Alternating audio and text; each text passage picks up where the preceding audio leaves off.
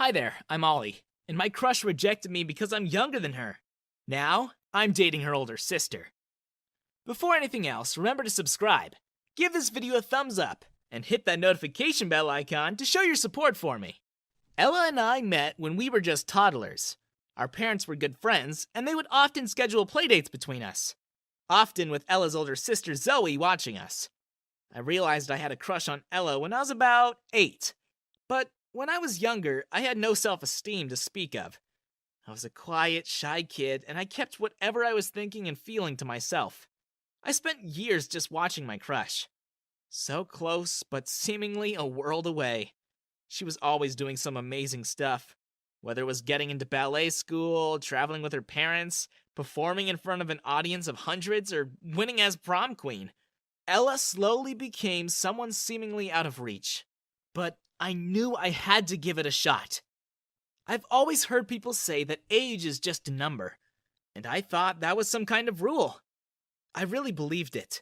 I never thought that her being a couple of years older than me would matter. So when I decided to get up the courage to ask her out before her graduation, what she said to me really hit me hard. I don't really like guys who are younger than me. You're all so immature. I'm way past boys. I date men now. And besides, I'll be in college soon, where there'll be college boys. What do you think the girls there would say if they found out I was dating someone in high school? Ugh, how embarrassing. It already gives me the shivers. Go pick on someone your own age. And just like that, Ella disappeared from my life. She went off to college and never talked to me again. In the meantime, I had 2 more years to finish high school. And during that time, Ella's sister and I hung out a lot.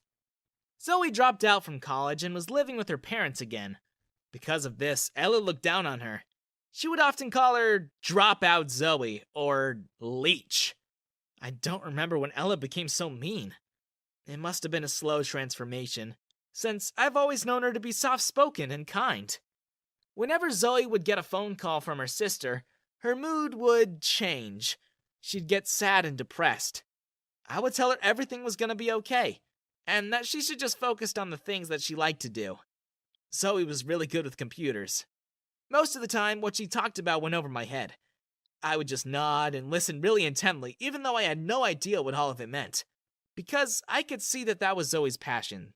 Whenever she talked about the code she's writing, her eyes would light up and she'd look really, really beautiful. Even more than her sister. That's how I realized I never felt the same way about Ella. I never actually liked her. I just admired her for the things she'd accomplished. I never loved her. But I loved Zoe.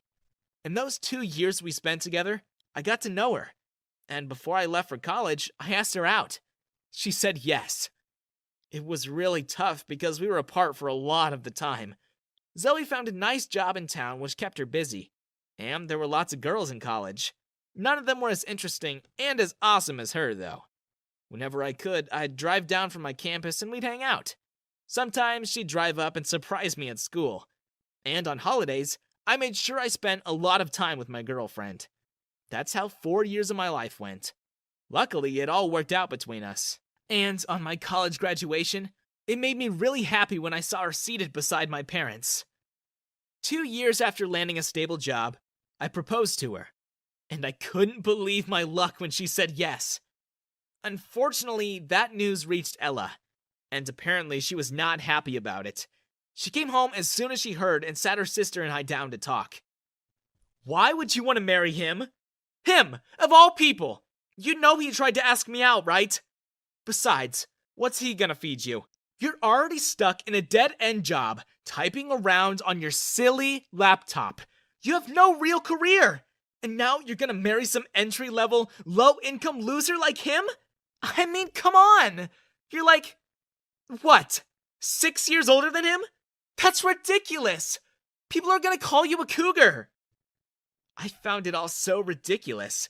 I couldn't help but actually laugh. But tell us how you really feel, though. Whatever. You've been warned. Why don't you be more like me, Zoe? Look at you. You still live at home. I have my own apartment now. And my own car. and a boyfriend more famous than either of you could imagine. Yeah, sure. She was dating a real famous politician who picked her up at the theater she was performing at one night.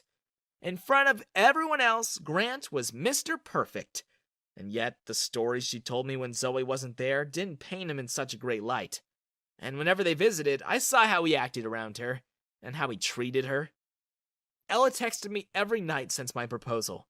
She would try to call me, but I'd always ignore it. In her texts, she'd complain about her boyfriend, how he's always away, and how she feels lonely, how she wished I could come visit her. Yep, she wasn't subtle. The moment she heard I'd proposed, she launched Operation Get Ollie. Unfortunately for her, I wasn't interested in her in the least. I loved Zoe, and Zoe was always going to be the one I was going to marry. But my boyfriend's so annoying now. Just dump my sister already. Then I can date you. I'm sick of Grant. He's always flying off to party somewhere and he doesn't care about me. He's selfish and narcissistic, and all he wants to do is go secretly paintballing with his frat bros from college. He's been to more tailgates than he's taken me out to dinner. He blames me for anything that goes wrong at his work, and he blames everyone else for everything else. Seriously! Funny how she told me I was immature for being a couple years younger than her. But she couldn't see that she was the one being immature now. And she was dating an even more childish person than her. No matter how many times Ella tried to make me take her out on a date, I simply waved her off or made up an excuse. And when she really wouldn't stop, I straight up said I was gonna marry her sister and that she should just be happy for us. I don't know what possessed her, but the next thing Ella did was run to her sister. She told Zoe I'd been flirting with her. She thought she could break us up that easily. Where's the evidence? If you're telling Zoe I'm flirting with you, why don't you show her the texts? Right. You haven't really shown me any proof. So give me your phone. Why would I give you my phone? That's private property.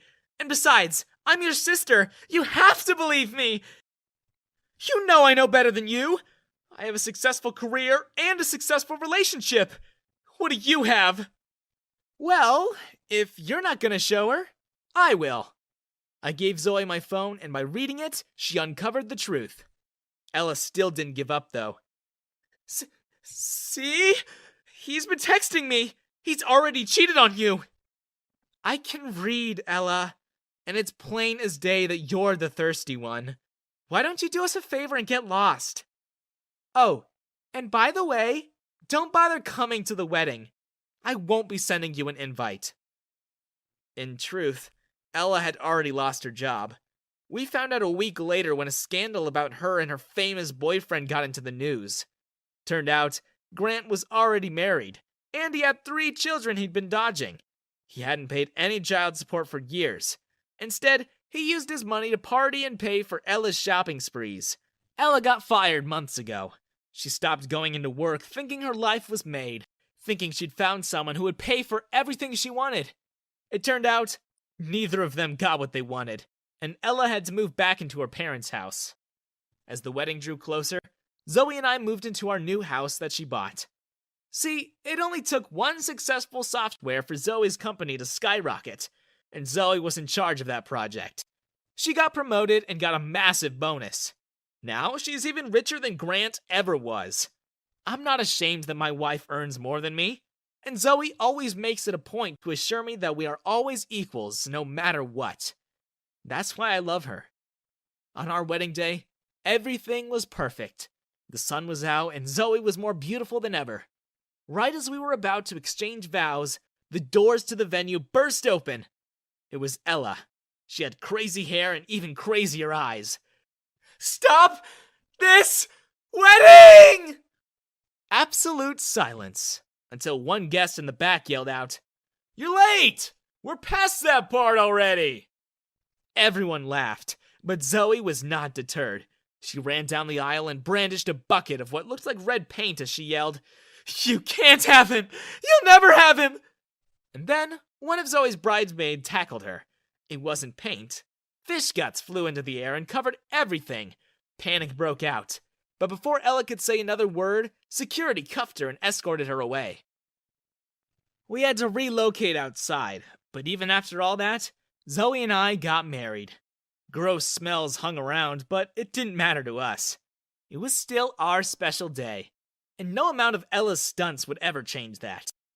The best thing was, Zoe and Ella's parents made sure that Ella cleaned up the mess she made after the ceremony was over, and she had to pay a massive fine to the venue for the damages. Zoe is CEO of her company now, and I just recently got promoted as well. We're expecting our first baby in a few months, and I just couldn't be happier that Ella rejected me that day. Rejected